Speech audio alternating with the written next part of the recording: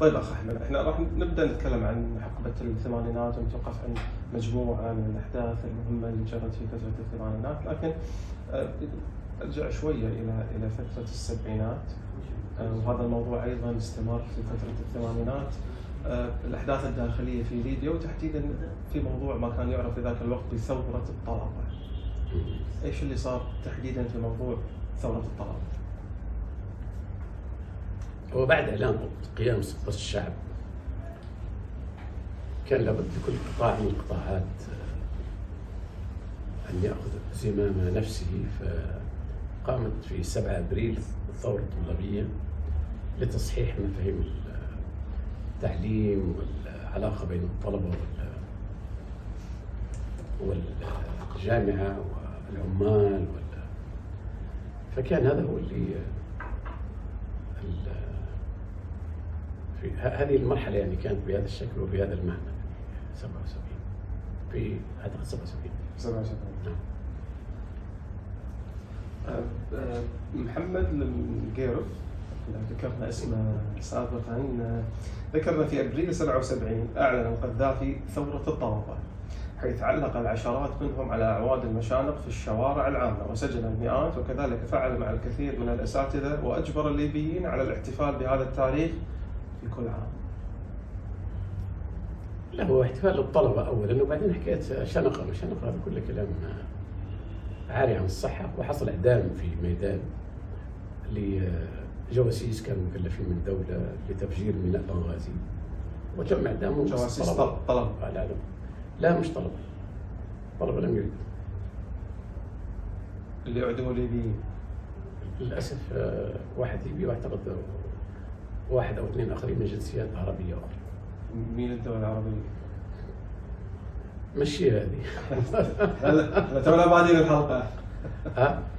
لا يعني كانوا مكلفين من قبل مخابرات دولة أجنبية أخرى لتفجير ميناء بنغازي، وتم التحقيق معهم ومحاكمتهم، وإعدامهم كان علنا ليكونوا عبرة حتى لا الجوسس هذه ما فيها.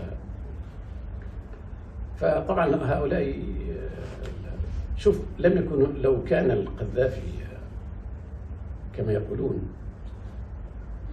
كل الدول تعدم وكل الدول تختلف وكل الدول ما كان كل ما لدينا كان معلن. يعني دلنا الثقة بالنفس من ناحية، ومن ناحية أخرى ليست لشخص أو نظام أو، لأن لو لشخص كان يهم نظامهم أن لا يعلن هذا، ما يقطع الرؤوس في كل الدول العالم العربي والأجنبي بدون أي. فبما أنه كان معلن، مين الدولة اللي تم الإعلان عن تورطها؟ أقصد يعني عندما تحاكم الناس أو يعدمون علنا، طبعا أنا قد لا أتفق بالكيفية اللي تمت، يعني فيها تنويع لبعض الأطفال والناس واللي شاهدت المشهد، لكن دولة تعلن هذا وتقوم به، هذه دليل أنها ليست ضد شخص، لأن ليس من مصلحة القذافي أو نظام أن يعلن هذه الأشياء بهذا الشكل. يعني شو المستفيد؟ ما الدول كلها تقطع رؤوس معارضيها بوسائل مختلفة من أمريكا إلى الصين، يعني ليست، لكن لم يكونوا طلبة، وأكيد مش طلبة. ما تبي تذكر اسم الدولة العربية؟ لا ما في، هذه ما عشان تروح انت. السيد نوري المسماري ذكر عن أحداث أبريل أن هذه تصفية للمعارضين للقذافي في الجامعات شنقوا من دون توقف، وأن من أخذ القرار هو القذافي، والذي كان يشرف على التصفية هو الجليد. هم معارضين مش جواسيس. شوف، مع عدم احترامي أو احترامي للسيد المسماري، هو كان في مراسم موظف لا علاقة له، ليس شاهدا في أمور سياسية، ولم يكن يعني مطلع هذه الأشياء. حتى لما نستشهد بشخص يفترض إذا كان استشهدت بعدو، أكيد عدوك ما بيقول فيك عدوك يحلمنا بالحلم مشينا.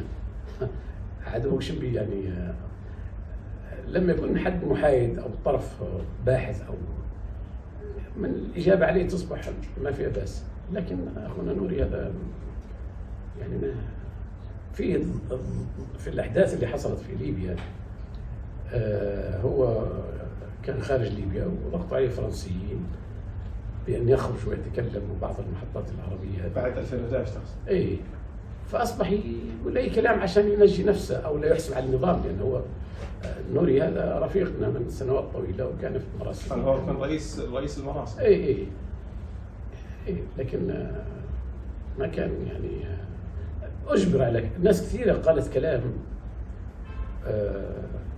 لكي ينفي تهمته انه مع النظام، او لكي كان لابد ان تشتم لكي تعيش.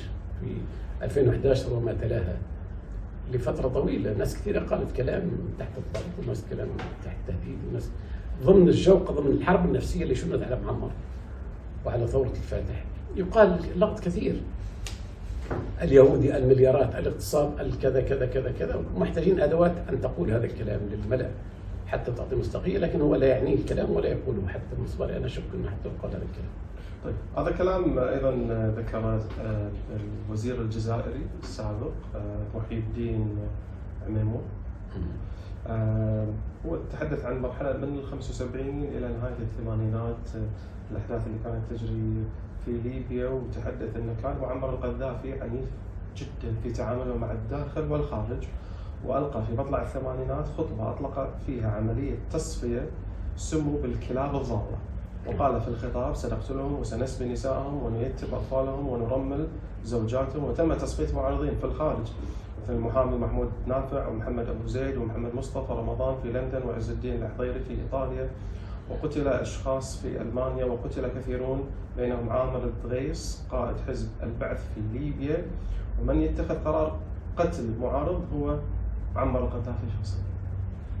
كلام من ناحيه صحيح ومن ناحيه مش صحيح. فعلا احنا تعرضنا لحمله غربيه مع بعض الخصوم الدوله الليبيه في الخارج، بدأوا يستهدفون طلبتنا في كل العالم، واستهداف طلبتنا في الخارج هذا استهداف لمستقبل ليبيا. بس نوضح احنا موضوع استهداف الطلبه باي معنى كان في الخارج؟ اي هذا الاساس. لا باي معنى، كيف كان الاستهداف يعني؟ يجندوا فيهم، يجوا الطلبه او يجوا هؤلاء الناس اللي بعض منهم انضم معنا، اخذ فلوس، انشق عن القذافي، اطلع في مظاهره ضد القذافي. هذا معروف يعني. وهذا حدث من دول غربيه وعربيه للاسف. والغرب حتى العملاء، ما يجيك واحد تو امريكاني يجندوك الامريكان، ما بيجيكم احيانا، حيجيك واحد عربي عميل جاسوس بيجند واحد اخر مغريات او يراقبه او يستقطبه، زي كل وسائل التجنيد هذه يعني. واحد في ملهى ليلي، واحد في بار، واحد في جامع، واحد في.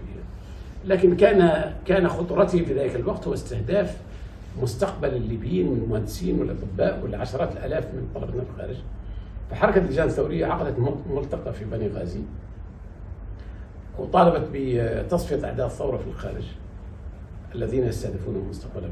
وكان هذا الخطاب صحيح، وكان خطأ طبعا من حيث وهذا جزء من كالاعدامات المعلنه.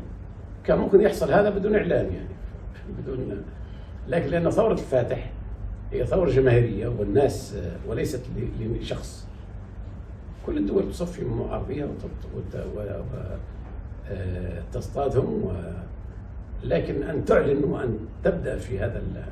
بدات حركه اللجان الثوريه في هذا العمل الحقيقه كان عشوائيا وكان سيئا، وكان بعض منهم يصل الى درجه الجريمه في لان الاشخاص الذين كان عشوائي. اذا كان هو بضوء اخضر من القياده. لا شوف التفاصيل هذه، القذافي عمره ما دخل تفاصيل ولا فلان او علان او. هو ذكر كلام الوزير الجزائري بان الجزائر، هذا الوزير في الجزائر يتكلم عن الجزائر. التصفيات كانت كلها بامر من معمر القذافي. وشنو كان معانا هو بالقياده وشنو؟ وكيف عرف؟ يعني هذه قصه حتى هي.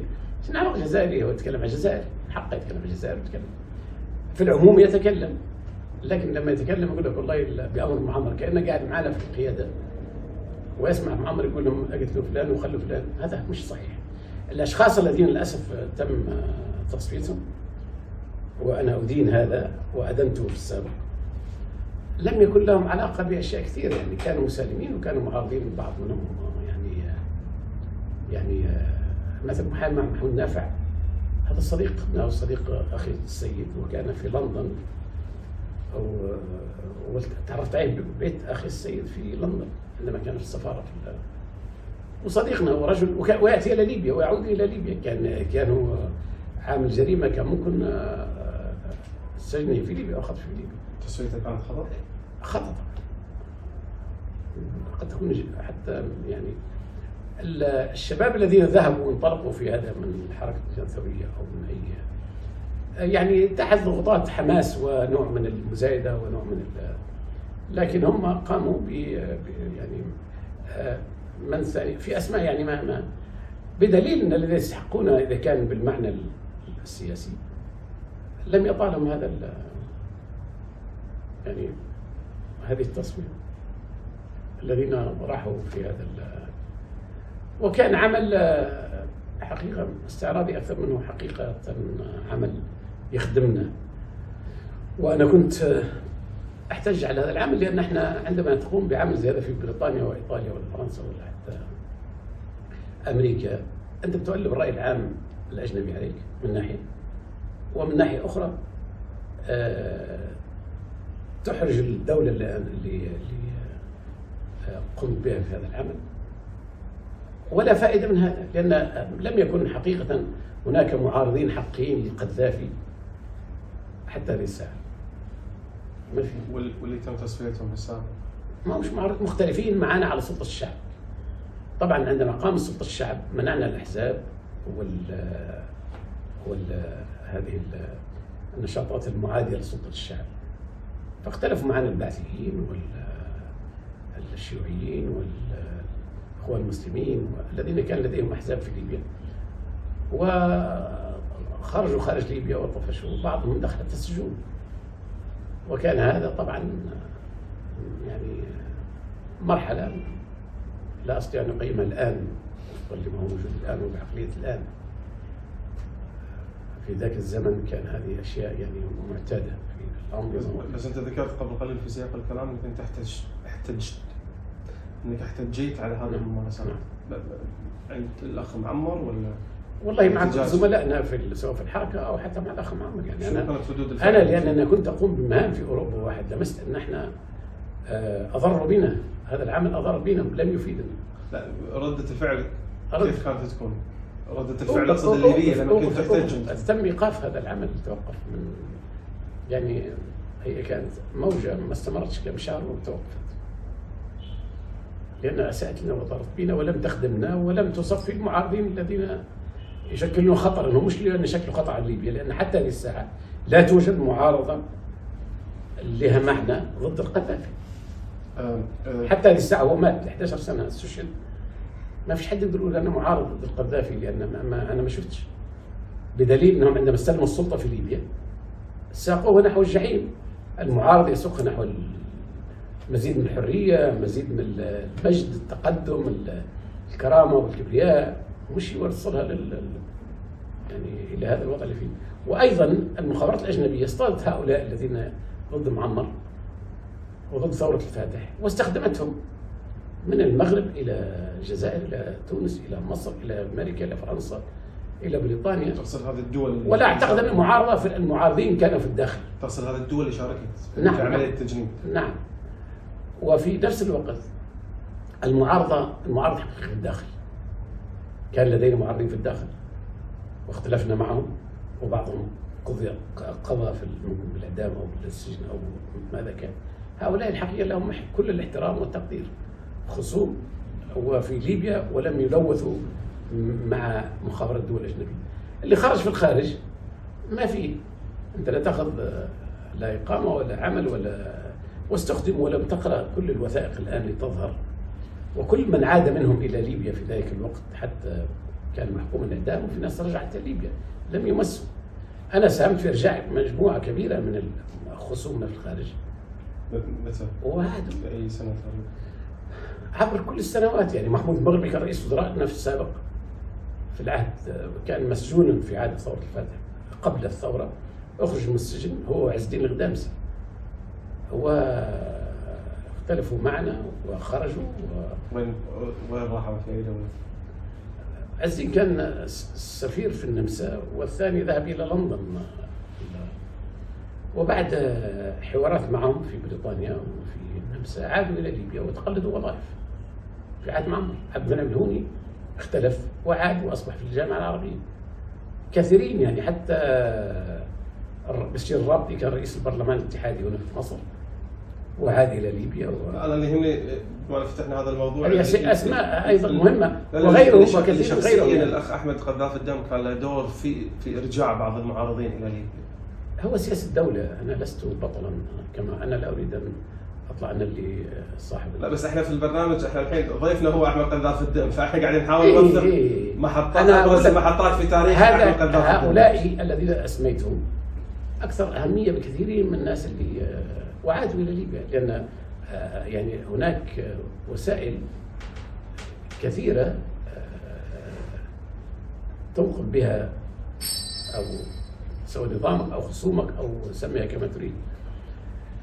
فهذا الاسلوب كان افضل بكثير من الاسلوب اللي يستخدم في تلك المرحله ضد الليبيين في الخارج، سميها كما تريد، لانها لم تخدمنا واساءت لنا كثير في تلك المرحله. عبد السلام جلول، وهذا قد يكون واحد من الاخطاء اللي ارتكبناها. احنا لدينا اخطاء ولدينا عيوب ولدينا، احنا ما كنا ملائكه. موضوع تسويه المعارضين في الخارج طبعا كان من اخطاء ثوره الفاتح. اي طبعا. هذا الخطأ هو اللي أدى إلى السيد عبد السلام جلول إلى تقديم استقالته حسب كلامه. إذا عندك اطلاع على هذا الموضوع، وذكر أن قدمت استقالتي من منصبي عام 81 وذلك رفضا للممارسات القمعية التي كانت تقوم بها اللجان الثورية. عارضت بشدة الممارسات السلطوية والقمعية، كما عرضت بقوة مطاردة الليبيين في الخارج وطالبت بوقفها. قلت للأخ معمر هذا ليس عملا ثوريا بل هو إجرام يقود به الجنود مكلفون منك ومن جماعتك. نو كومنت. لا احنا نبي كومنت. اخونا عبد السلام كان رئيس الحركه اللجان الثوريه هو كان رئيس اللجان الثوريه. اي طبعا هو اللي اسسها واللي السؤال اللي بعده ما تبي تعلق على الموضوع؟ لا ما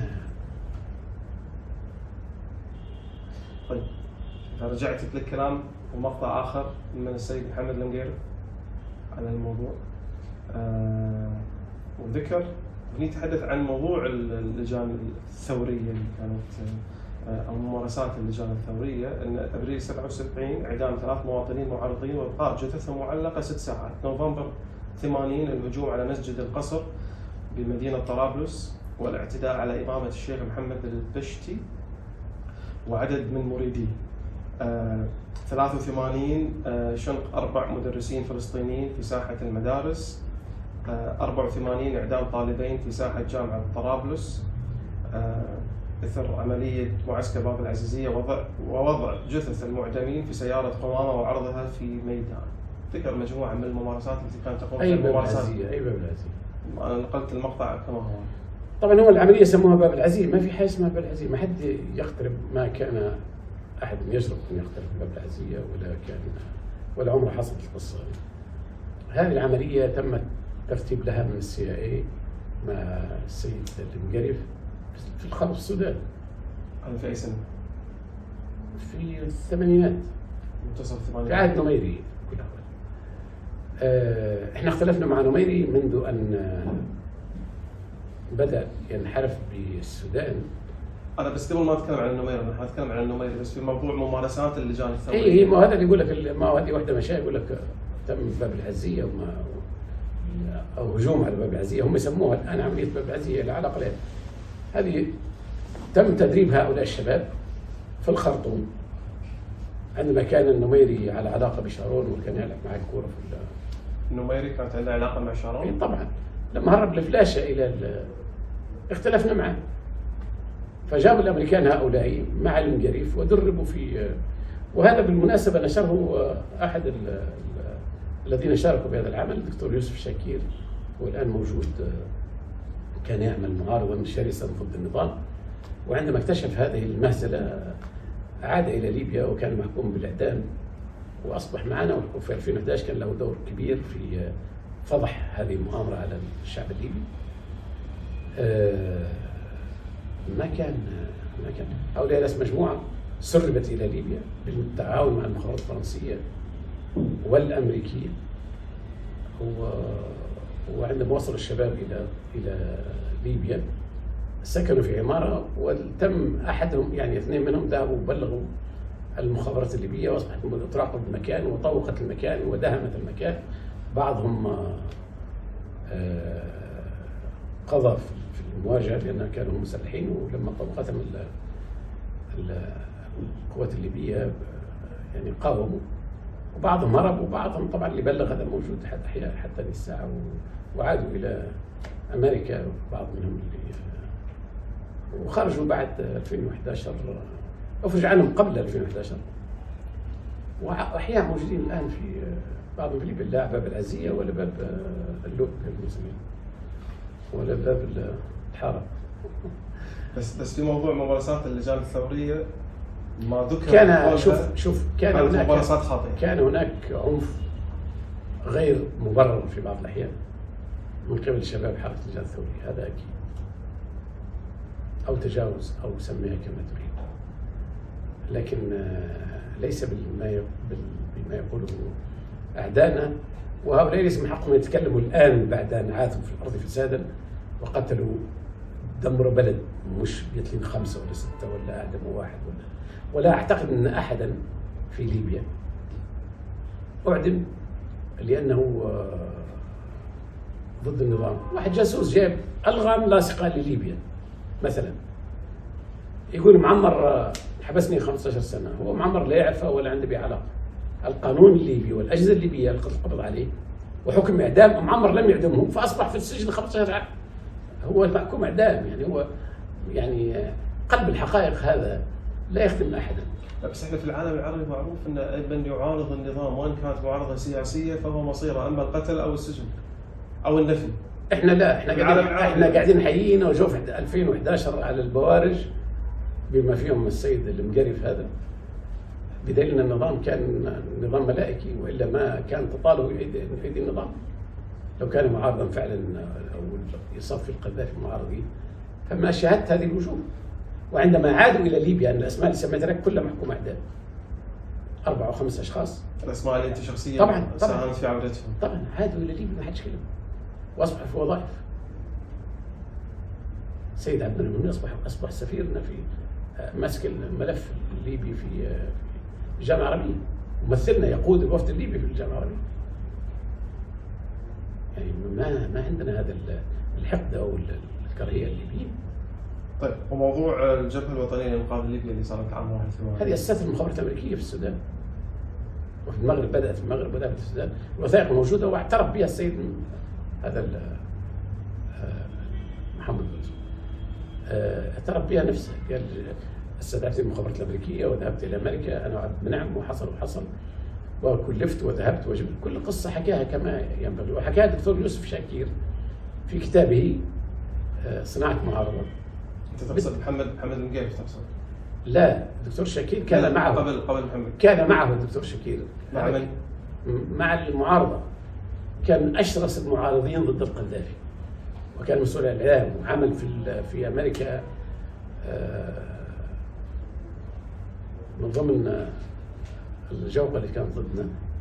وعندما شاهد الموساد وشاهد CIA وشاهد هذه ليست معارضه، اصبح واجتماعات بالمخابرات الامريكيه في المغرب وفي السودان وفي اوروبا، فالرجل عاد الى ليبيا وهو محكوم اعدام، لم يمس، وهو ايضا لم يحقق معه ولم يسجن ولا باقي حتى للساعه. الى 2011 كان له دور بارز في مواجهه هجوم حلف الطاسي على ليبيا في الاعلام. صدام حسين الرئيس العراقي السابق كان له دور في دعم الجبهه الوطنيه لانقاذ ليبيا؟ في مرحله مراحل ذهبوا الى هناك وفتحوا معسكرات هناك مع المقرف. هو المقرف بنفسه ذكر ان الجبهه الوطنيه لانقاذ ليبيا هو المقرف يعني عبد مأمور، هو مكلف من المخابرات الامريكيه، عندما تسوء علاقتنا باي دوله ياخذوهم يحطوهم في الدوله الثانيه وتمول هذه الدول. وهذه ايضا مرحله ما كانت يعني لما نصنفها الان بهدوء لا خدمتنا ولا خدمت الدول المعارضه، لان نحن اشتغلنا ضدهم واشتغلوا ضدنا، استنزفتنا واستنزفتهم، الهتنا والهتهم. وهؤلاء الدمى التي يلهى بها وتداس بالقدم ما يسمى بالمعارضه في الخارج، هذه اسمها معارضه. المعارض في الداخل وله كل الاحترام والتقدير، عاش مات قاوم انتصر. هذا الكلام اللي له معنى. اما واحد ماشي مع مخابرات اجنبيه هذه خيانه. هناك فرق بين الخيانه ووجهه النظر، وهذا ما ادناه في 2011. احنا من حق الليبيين يثوروا على نظامنا، وما كناش نظام ملائكي، ومن حق هذا الجيل الذي له احلام مختلفه عن احلامنا ان يثور. اما ان تتعامل مع دوله اجنبيه ضد بلدك في كل قوانين الارض، تلك خيانه. الخيانه ليست وجهه نظر قابل للنقاش. عندما تعطي احداثيات معسكرات القوات المسلحه لدوله اجنبيه وتعلن هذا وتعترف به، اعطيني اسم. اذا لم تكن تلك خيانه فما هي الخيانه؟ بس هم ينظرون للموضوع من زاويه اخرى مختلفه تماما. هم ينظرون للموضوع انه النظام موجود يحكم، لا يسمح للمعارضه بالحديث، صف كثير من الخصوم، لا توجد حريه، وبالتالي احنا ايضا ابناء البلد نسعى الى انقاذ بلدنا، انقاذ ليبيا. الحمد لله انقذت ليبيا الحمد لله. انا مو قاعد اتكلم الحين على 2011 مره واحده على الفكره الاساسيه. واحده من الاذاعات الامريكيه اعتقد CNN بعد في احداث الفوضى اللي حصلت في ليبيا بعد يعني استقر هذا، قالت لي المذيعه، قالت لي القذافي كان يقمع المعارضه ويمنع المعارضه من وصول السلطه قلت لهم وصلوا. يعني اذا القذافي كان يمنع هؤلاء من العبث بالبلد اللي وصلوها الى هذا الواقع. هذه شهاده براءه القذافي الذي منع بلادنا ان تسقط عند هؤلاء منذ ذلك الزمن الى اما ان تكون ليبيا مزدهره او جديده او مختلفه او كنا نظام يعني يثار عليه. كل الامه العربيه محتاجه الى 100 ثوره كلنا، ولكن ثوره علميه، ثوره تقدميه، ثوره تدفع الامام، ولكن ليس ترجعنا ايطاليا وفرنسا وبريطانيا ويخيطون رايه ليبيا التي يدعون رايه استقلال.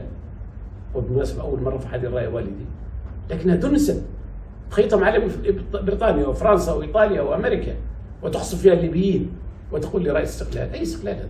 هذا كله 2011. اي راح نوصل ل 2011 معي. فقصدي ما هو هؤلاء هم نفس ارجع لموضوع المعارضه، نفس الاشياء، نفس الادوات، موضوع المعارضه الشخوص الذين اوصلونا الى هذا الحال. ارجع موضوع مره ثانيه الى موضوع المعارضه الليبيه بشكل سريع جدا. هذا الكلام ايضا ذكره السيد محمد المقيري، وكان العراق بقياده صدام حسين من اكثر داعمي المعارضه الليبيه، فارسل سفينه اسلحه الى الجزائر لدعم قوات المعارضه عندما تدخل ليبيا، واسس اذاعه خاصه للمعارضه بعد ان فقدت اذاعتها في الخرطوم، وفتح معسكرات للتدريب ودعمها بكافه اشكال الاسلحه. كما ان صدام حسين رفض كل عروض وضغوط القذافي لتسليم المعارضه، بما في ذلك العرض بتزويده بعشرات الطائرات المقاتله لمواجهه القوات الايرانيه. كان فعلا صدام حسين من اشد الداعمين للمعارضه الليبيه. كان بين خلاف مع العراق ودعه، هو الان يعترف هذا يسير للعراق اكثر من يسير لليبيا، ويسير لنفسه اكثر من يسير للقذافي. وين الاساءه؟ كيف لما تمشي مع دوله اجنبيه وتسلحك وتعطيك اذاعه من السي للدول الاخرى؟ ما ذكر سي وتعطيك منو؟ هو ما ذكر سي. هو ذكر في لقاءاته، ادخل على النت. لا، في المقطع اللي انا في الخنزيره يتكلم بنفس الاسلوب، قال احنا استقينا بالسي واعطونا سلاح واعطونا اذاعه في الخرطوم. هذه اذاعه الخرطوم هذه اللي ضربناها بالمناسبه بالطائره اللي قصفناها من الجو داخل ام درمان في عهد نميري في الثمانينات. اذاعه امريكيه كل ليله. وانا التقيت بالمناسبه في هذا الموضوع، انا شاركت في هذه اذا كانت تهمك الخراريف. لا يهمني كل شيء بتقول. اي التقيت مع شخص عربي، وفيني عندك اسمه في هذه المره، كان داعما للرئيس نميري، هو من الخليج. الصدفه تقاطعنا داخل الفندق في باريس، جاء وسلم علي وانا نعرف بعض ولكننا لم نلتقي من قبل. اهلا اخ احمد، قلت له اهلا وسهلا، انا فلان، قلت له اهلا وسهلا. قلت له كويس انك التقينا فجلسنا في الفندق. قلت له انت تقدم في دعم لنميري، ونميري يعمل ضدنا، ونميري يعمل مع الموساد لتهريب الفلاشه، وتضخ في اقتصاده لكي يفرعن اكثر يعني من